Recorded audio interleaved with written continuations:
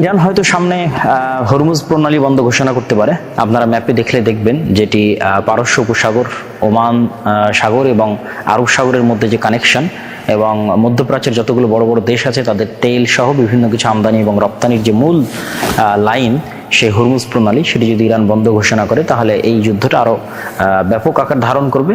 এবং অনেকেই ধারণা করতেছে যে এই যুদ্ধ হয়তো অতি সত্বর বা অতি সহজেই থামার নয়, বরং একটা ফুল স্কেলের তৃতীয় বিশ্বযুদ্ধ রূপ নিতে পারে। আল্লাহু আলাম, আল্লাহ সুবহানাহু ওয়া তাআলা ভালো জানেন। আমরা যদি বর্তমান পরিস্থিতিটা একটু বুঝতে চাই, প্রেক্ষাপটটা বুঝতে চাই, তাহলে আমাদের কিছু জানা থাকা দরকার।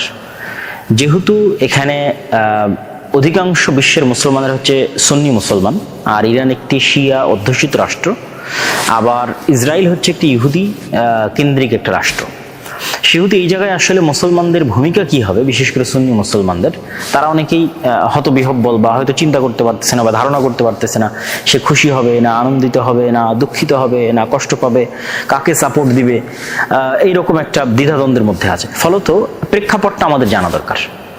প্রেক্ষাপটটা তুলে ধরার জন্য আমি আপনাদের সামনে এতটুকু বলতে পারি যে ইরান এবং ইসরায়েলের মধ্যে অনেক বিষয়ে মিল আছে।